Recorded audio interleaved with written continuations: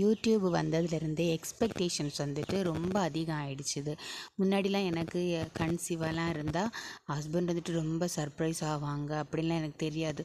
இந்த யூடியூப் வந்துட்டு வந்ததுக்கு அப்புறமா எல்லாரோட ஃபேமிலி விலாகும் பார்ப்பேன்ல, அப்போ கன்சீவாக இருக்கிறவங்க அந்த கிட்ட கொண்டு போய் ஹஸ்பண்ட் கிட்ட காட்டுனதும் அவங்க துள்ளுறது என்ன, அந்த மியூசிக் போடுறது என்ன, சர்ப்ரைஸ் ஆகி கட்டி பிடிக்கிறது என்ன, இதெல்லாம் பார்த்துட்டு நம்ம ஹஸ்பண்ட் இப்படிலாம் சர்ப்ரைஸ் ஆகுவாரா இருக்கும் அப்படின்னு நான் நினச்சேன். ஏன்னா அதுக்கு முன்னாடிலாம் யாருமே இப்படி கன்சீவாக இருந்தேன், ஹஸ்பண்ட் கிட்ட கொண்டு போய் காட்டினேன், இப்படிலாம் சர்ப்ரைஸ் ஆனாங்கலாம் மோஸ்ட்லி கதை பேச மாட்டாங்கல்ல இன்னொருத்தங்க கிட்ட.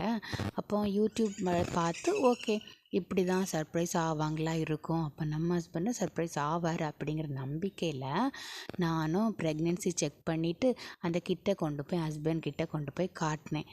அவங்க வாங்கி பார்த்துட்டு ஓகே அப்படின்னு சொல்லிட்டு சாதாரணமாக இருந்தாங்க. நான் அவங்க முகத்தையே பார்க்குறேன்.